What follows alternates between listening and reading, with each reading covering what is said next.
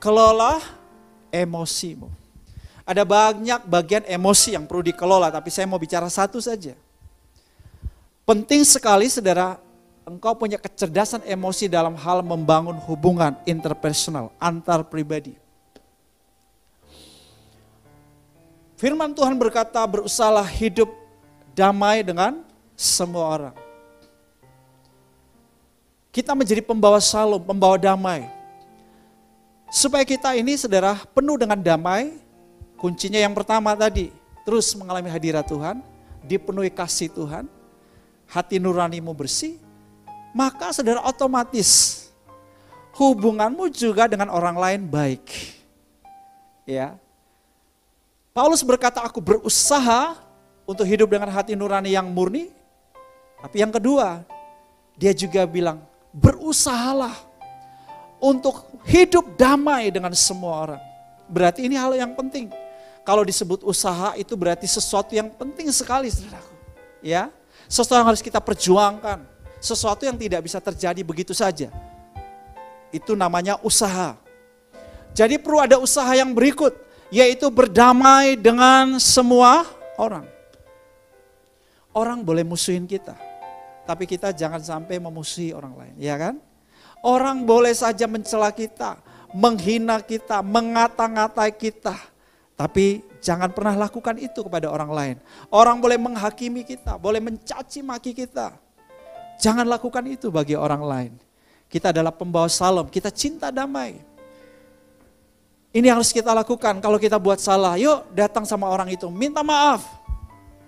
Ngaku salah, nggak usah terlalu bela diri, saudaraku ya. Kalau udah salah ya salah, tidak perlu membela diri. Ya, ini orang yang cinta damai, perlu kerendahan hati untuk mengakui kesalahan memang. Tetapi itu adalah kebesaran ketika kita bisa mengakui saudara kesalahan kita, itu sebuah kehormatan. Orang yang berani ngaku kesalahannya dan minta maaf, bukannya dipandang rendah. Sebaliknya, orang yang bisa minta maaf dan mengakui kesalahannya, maka orang itu dimuliakan. Orang itu punya wibawa di mata orang lain. Nah, seringkali iblis, saudaraku, menaruh pikiran seperti ini. Ya, harga dirimu kamu pertaruhkan.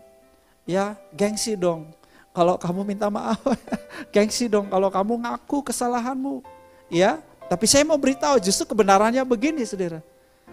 Justru adalah sebuah kehormatan, kebesaran, kewibawaan. Ketika saudara kita bisa minta maaf. Ketika kita bisa ngaku kesalahan kita. Haleluya. Doa saya setiap saudara menjadi pembawa damai, cinta damai. Kalau Anda menjadi pembawa damai, Anda peaceful. Pernikahanmu peaceful. Keluargamu peaceful.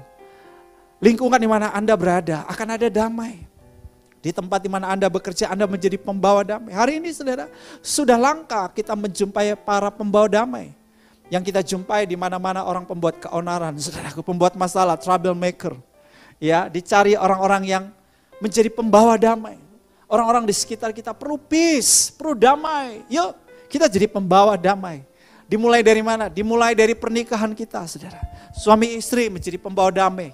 Suami menjadi pembawa damai buat istri, sebaliknya juga istri menjadi pembawa damai buat suami. Gimana caranya? Belajar saling memahami, belajar saling menerima, belajar saling menghormati suami istri.